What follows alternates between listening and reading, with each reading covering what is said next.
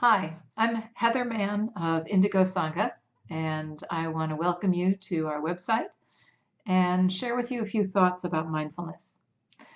Um, I think John Kabat-Zinn says it very succinctly when he talks about mindfulness as intentionally paying attention to what's happening in the present moment without judgment. And that without judgment piece is really important because what happens often is something happens in our lives, and the first thing we do is we have an opinion about it. And then we start adding thoughts and layering it with our feelings and emotions and then stories. And suddenly we're off to the racetrack. And we have lost our connection with the simple thing that happened. And what the result of this is that in our lives, we're spending most of our time either thinking about what happened in the past, whether it's just a minute ago or whether it happened a year ago, or we're worried about the future and what's going to be happening. And very rarely are we living with what is happening in this moment. And it's unfortunate because what's happening in this moment is usually very nourishing. I mean, most of our times in our life, we are safe and we are well, and we have an awful lot to be grateful for. But when our minds are trapped in the past or worried about the future, we're literally disconnected from our lives. And we are in a state of low-grade anxiety pretty much all the time. So we practice mindfulness in the Indigo Sangha in the tradition of Plum Village. And I'll say a little bit more about that in a minute. But what that means to practice mindfulness is that we practice through meditation.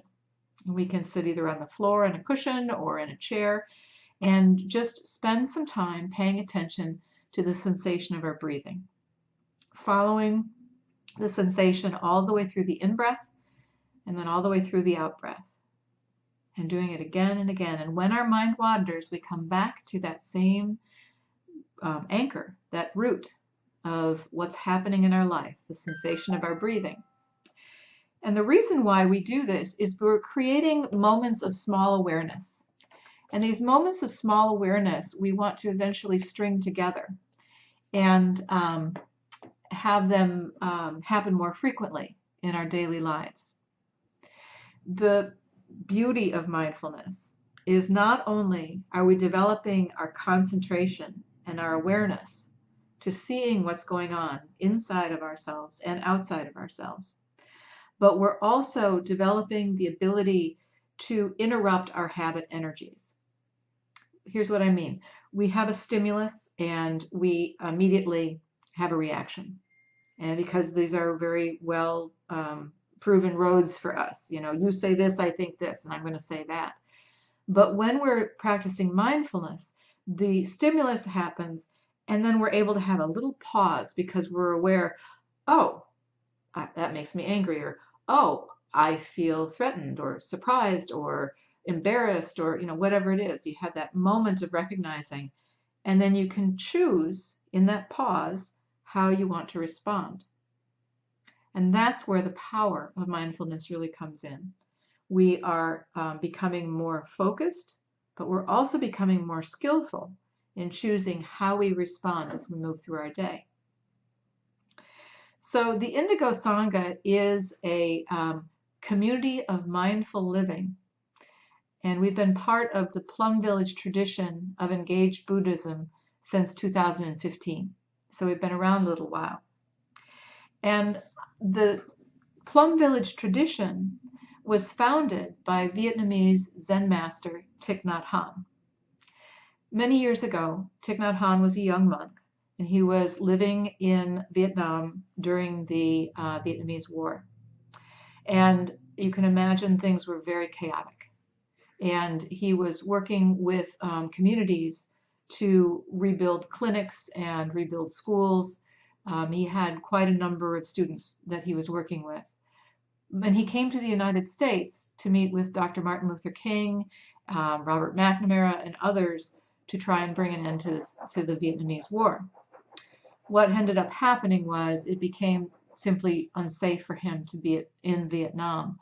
But what was a loss when he left Vietnam to move to the West, what was a loss for that country became an incredible gift to those of us who live in the West, because he brought with him the ancient teachings of mindfulness practice. And he brought with them a way of sharing that was secular.